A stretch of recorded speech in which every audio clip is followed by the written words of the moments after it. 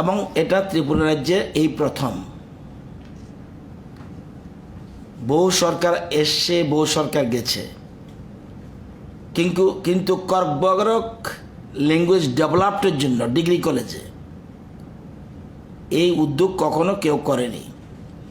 For proposal of creation of and filling up 22 new post of assistant professor Kokborok general degree college under education higher department. উচ্চশিক্ষা দপ্তরের অধীন যে কলেজগুলি 22টা degree কলেজে আছে, আমরা জানি বর্তমানে 7,500 মতো স্টুডেন্ট, 7,500 মতো স্টুডেন্ট রয়েছে যারা ডিগ্রি কলেজে পড়ছে। বর্তমানে তারা কিন্তু সবাই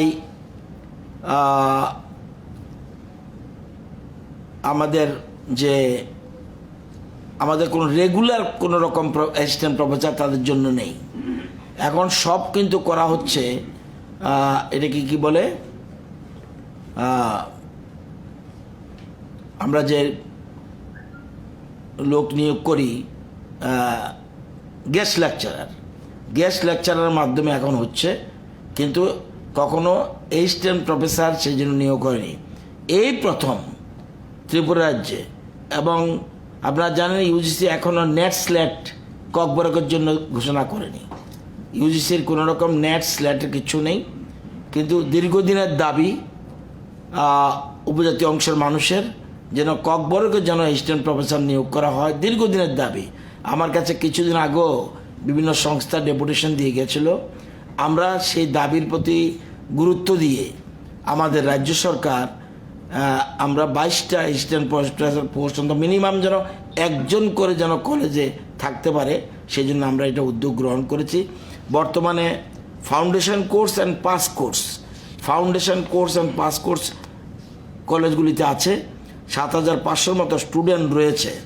এবং আপনারা জানেন যে এমবিবি ত্রিপুরা ইউনিভার্সিটিতেও কিন্তু পোস্ট গ্রাজুয়েশন কোর্স আছে। সেখানে গত কয়েক বছরে 224 জন কিন্তু master degree holder Kokborok pass রয়েছে। সুতরাং আমরা আশা করি টিপিএসসির মাধ্যমে এটা নেব, কিন্তু যেহেতু 224 জনের মধ্যে পাস করা রয়েছে, আমরা আশা করি এটা পেয়ে যাব। এবং আমরা বর্তমানে আমাদের রাজ্যে 683 বিভিন্ন রকম স্যাংশন পোস্ট আছে বিভিন্ন রকমের। তো 683-র মধ্যে বর্তমানে আমাদের 414 জন অ্যাসিস্ট্যান্ট প্রফেসর রয়েছে। Total man in position sanction post in the discipline, that is 683 including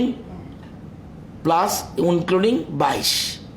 আগে 661, এখন +22, 683 হলো।